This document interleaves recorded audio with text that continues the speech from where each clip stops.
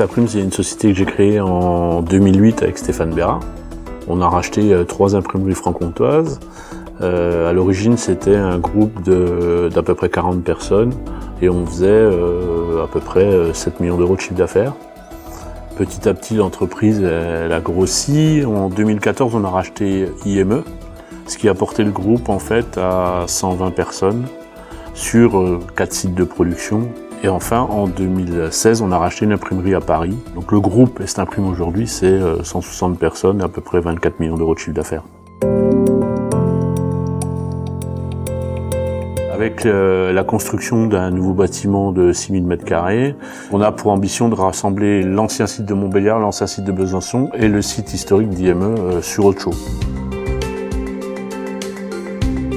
On est une entreprise au départ régionale, bien implantée sur le Nord-Franche-Comté et notamment aussi sur le Jura. Et depuis 2016, nous sommes bien implantés également sur la région parisienne avec l'achat de la société EasyPrint et également les comptes récupérés avec les éditeurs, les maisons d'édition parisiennes. Donc la particularité d'EasyPrint, pourquoi l'investissement sur EasyPrint, c'est notamment leur avancée technologique et notamment sur l'impression jet d'encre rotatif, donc en bobine, pour pouvoir imprimer des courts tirages en noir mais également en couleur avec une qualité assez remarquable, ce qui nous permet de nous positionner sur des courts tirages alors qu'avant on ne pouvait pas le faire. Alors à Paris, on fait principalement du livre en très petite quantité ou en très grosse pagination et on fait de la donnée variable, c'est-à-dire des documents qui sont tous différents les uns des autres sur des quantités qui vont de 1 exemplaire à plusieurs milliers d'exemplaires. On a un gros secteur d'activité qui est le bilan social individuel. C'est un document de com RH qui donne à chaque salarié de l'entreprise tous les ans une petite brochure avec sa rémunération, ses primes, son droit à congé, son droit à formation. Et bien sûr, la brochure de M. Dupont et celle de M. Durand, elles sont complètement différentes. Et ces brochures-là, c'est des brochures très sensibles, donc il faut les envoyer directement au domicile du salarié. Alors, on se charge de récupérer les bases, principalement des bases de paye de la part des clients, de faire la programmation, après de faire l'impression et enfin le routage.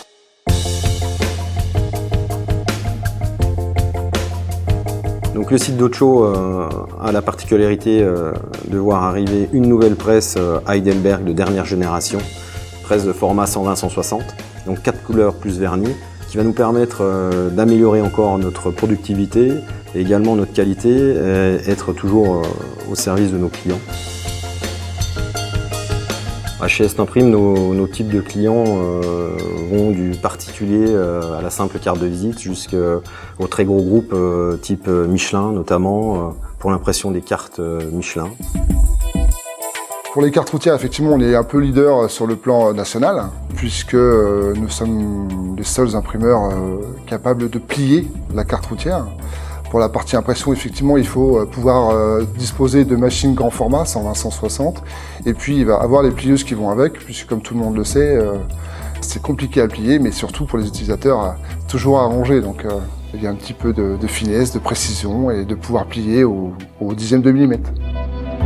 On voit effectivement le monde défiler sur l'ensemble des cartes. On connaît notre géographie. En quantité, pour les cartes Michelin, on va parler de plusieurs millions d'exemplaires. Pour ce qui est des livres tourisme également, si on cumule évidemment les différents éditeurs à travers Michelin, à travers Lonely Planet et autres, pareil, représentent plusieurs milliers d'exemplaires à l'année. Les nuls, c'est un peu historique, quoi. On a démarré il y a quelques années maintenant avec les éditions First, à travers les nuls, tout ce qui est nul version couleur. Ça représente un volume assez important et puis varié dans les sujets évidemment. On peut considérer que Estimprime transforme environ entre 15 et 20 tonnes de papier par jour.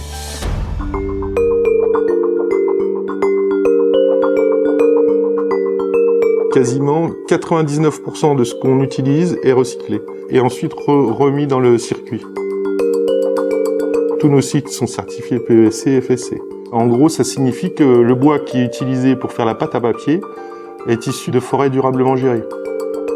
Il n'y aura pas de développement sans prendre en compte la dimension écologique.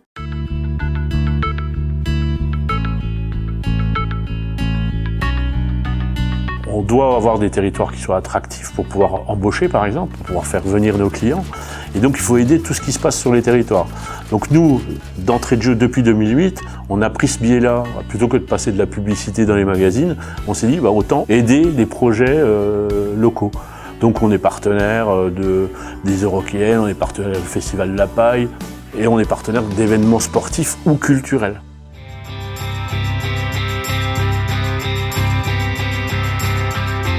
De fil en aiguille, par le réseau, on a réussi à s'implanter un peu partout chez tous les organisateurs chronométreurs.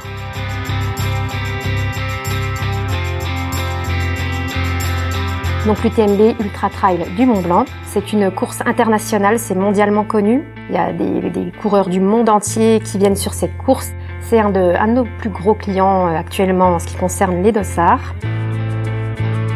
Donc là, on a reçu du client la maquette du dossard. On a décliné le dossard pour chaque course. Et ensuite, on a décliné les parties qui vont être variables dans le dossard. Donc, en associant la base de données où on retrouvait toutes les infos de chaque coureur avec quelle course il faisait, si c'était un garçon ou une fille, quelle nationalité, et les maquettes qu'on avait déclinées, on a pu générer tous les dossards de l'UTMB en une seule fois.